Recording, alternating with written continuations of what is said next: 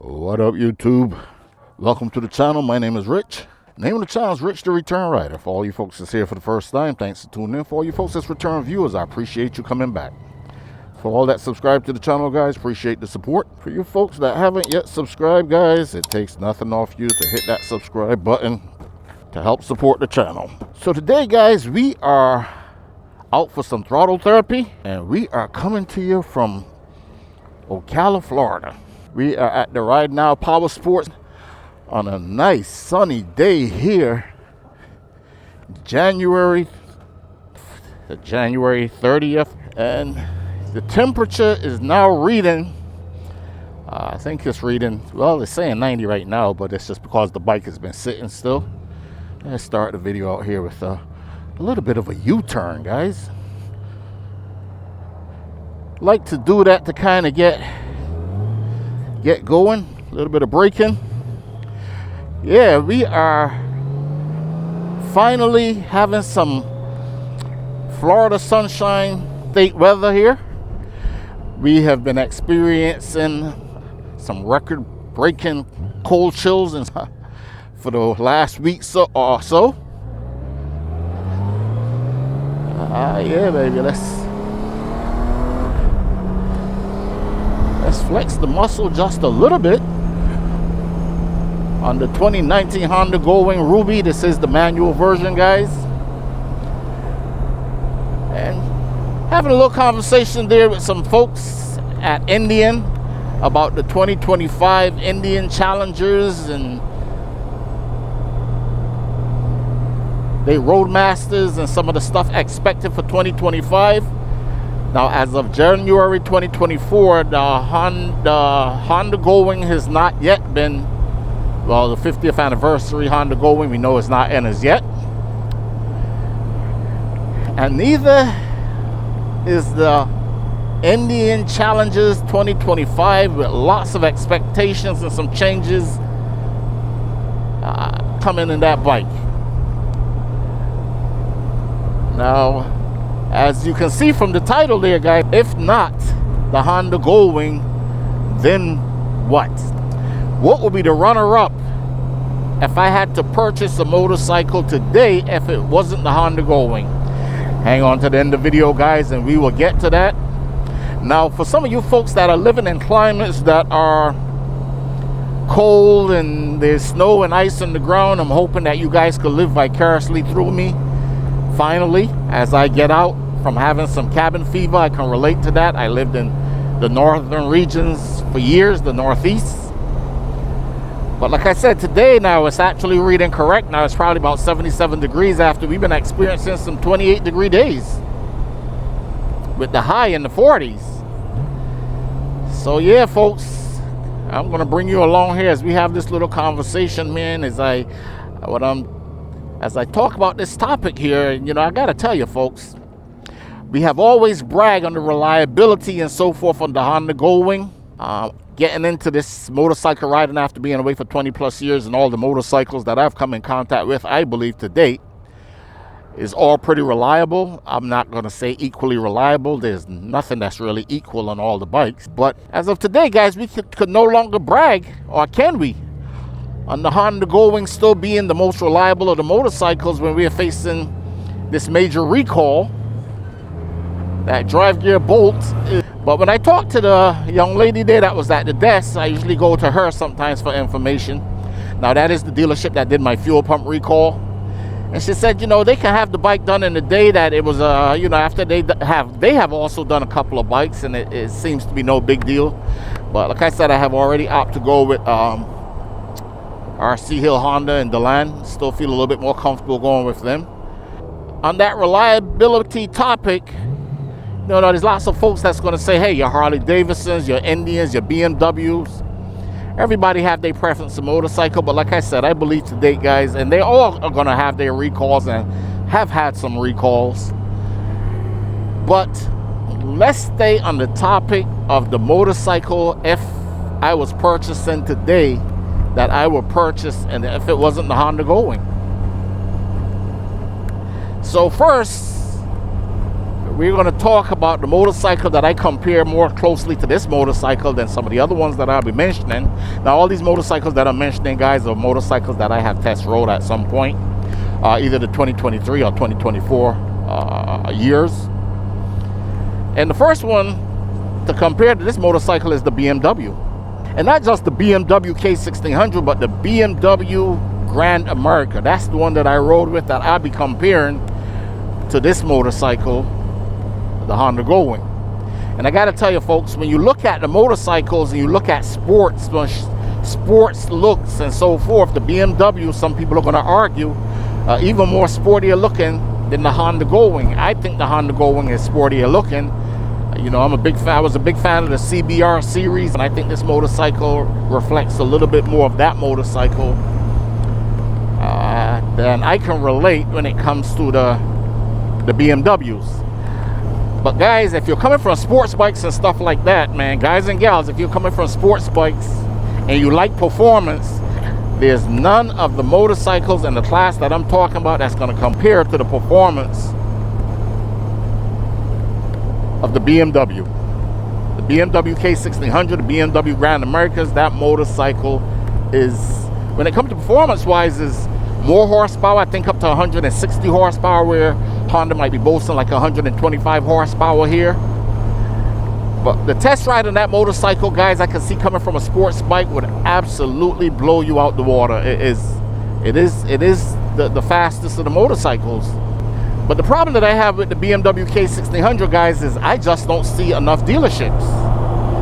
You know, one of the comparisons that I make, and I have seen in comment sections that there is no comparisons when you're talking about BMW cars and SUVs to the BMW motorcycle. But I know from my experience with BMW cars and the SUVs, guys, they were expensive. As soon as you roll those things into a dealership, you are looking at big bucks. Now, the comment section is where the magic happened. I want you guys to comment in the comment section if that's the same case with the BMW motorcycles.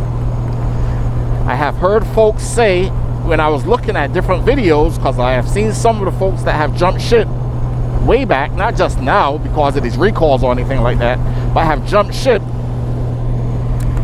on Honda and have gone to BMW. I'm assuming the styling, the performance, certain features. I think the K1600, GTL or whatever it is, have removable bags. There's lots of features that make the BMW, guys, the motorcycle of choice for a lot of folks. But my deal with the BMW, guys, is like I'm concerned about the expense of repairs. But most important to me is finding dealerships.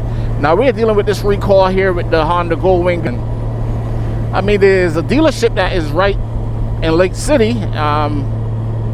When I spoke to them the other day, they didn't even know anything about the recall, so not exactly the place that I would want to take the Honda Goldwing to for some of the major repairs, and I've done a different video addressing that.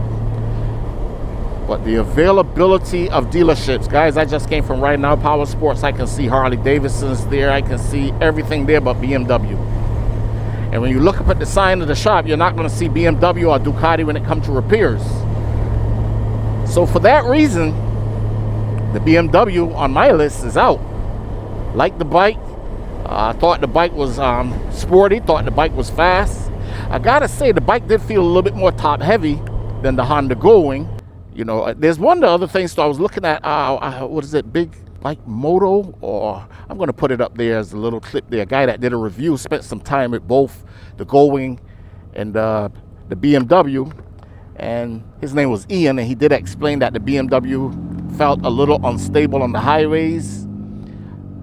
He experienced a little bit more wind buffeting, but his concern is that highway speeds, the BMW felt a little bit more unsettling than the Goldwing.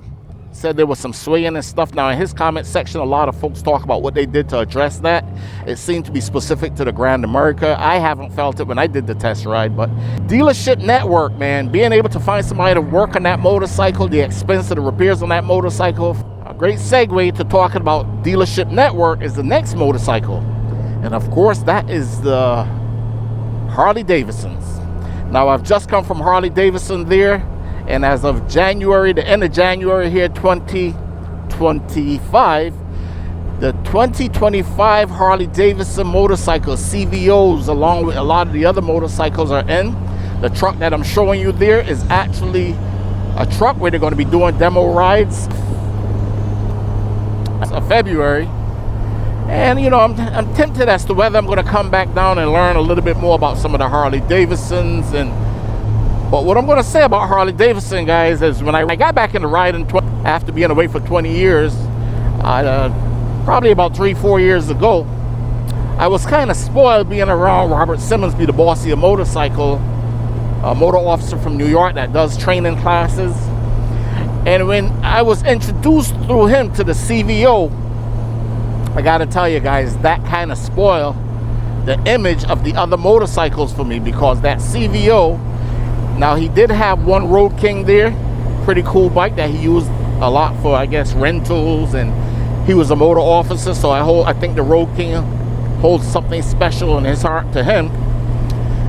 But he expressed why he liked the CVOs, guys. The CVO is the elite of these motorcycles. The bells, all the bells and whistles, the attention to details. But guys, when it comes to Harley-Davidson, man, even the guy there at Indian, when explaining to me, listen, when it comes to paint jobs and stuff like that, and fit and finish, Harley-Davidson is still the leading motorcycle. But when you talk about the CVO there, and I looked at the 2025 CVOs there, which they have no prices on at this point, and you start looking at the little things that you might want to roll out the shop with there, you're looking at well into the $50,000 motorcycles. I rode with folks with CVOs that came right out the showroom having a handlebar changes and a little bit of stuff to tweak the motorcycle to them, and they were well into the $60,000 ranges. Out of my budget, guys. Now, like I said, responding to one commenter, if you will afford anything that you really want, you will make the sacrifice to own anything that you really want to afford. But I never even thought spending $30,000 getting back into riding was going to be one of the options for me when I start looking at the Goldwings. So yeah, that range, for that reason, guys. Now, I have test rode the SD models, I have test rode CVOs, but like the 2023s. Phenomenal motorcycles, man. But again, for what I am spoiled to and want now, you know, heated seats, heated grips and stuff like that, I'm looking way beyond my budget. I always say the Honda Goldwing is the best bang for the buck. So for the reasons now that I'm going to be looking at these elite Harley-Davidsons, wanting all the bells and whistles and the features, for the price range that they're offering or they're looking for you to spend, I'm out. We know Harley-Davidson, guys, is one of the most customizable motorcycles out there in the industry, but it is just a little too rich for my blood at this time. So let's get over now to the other manufacturer there that I just came from really talking to the folks with, and that is the Indian. Now, I gotta tell you, folks, when I look at the Indian with all the stuff that they have on the Roadmaster, 2024 Roadmaster, still in the 30s, I was like, wow. But what explained to me is that for 2025 and the Challengers and Pursuits, they're going to have stuff like the blind spot detectors. They're going to have rear collision indicators for the back of the motorcycle. What I like about the Harley-Davidsons and the Indian, guys, is the foot boards and the floorboards on these bikes that make them seem more like touring motorcycles than the pegs on the Honda Goldwing.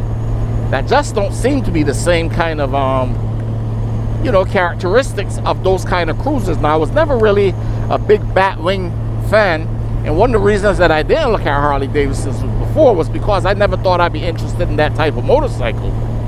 But now, as time go on, guys, and you start looking at these motorcycles, and I look at the Roadmaster that really looks like way too much motorcycle.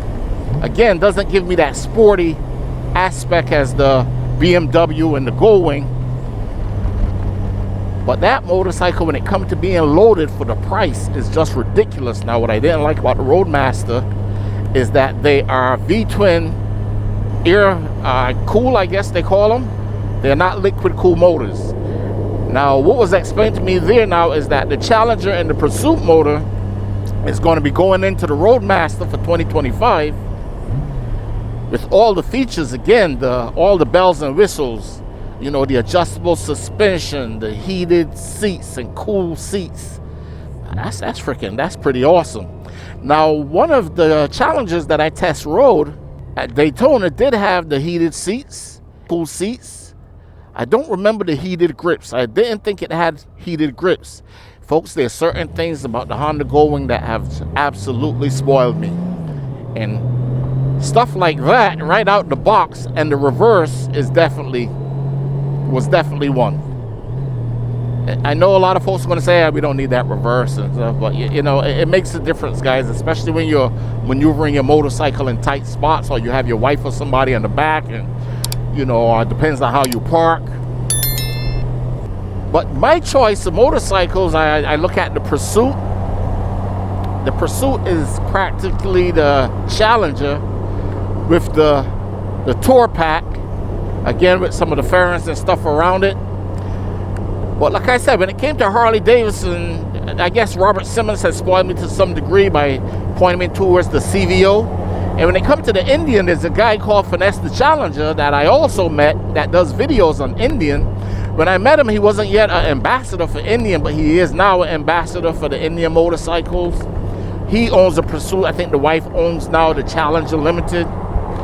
But with some of the features, guys, on the Indian Challenger, if I can get heated seats, cool seats, you know, with the weather that we've been having recently, guys, that heated seat becomes a must on a touring motorcycle.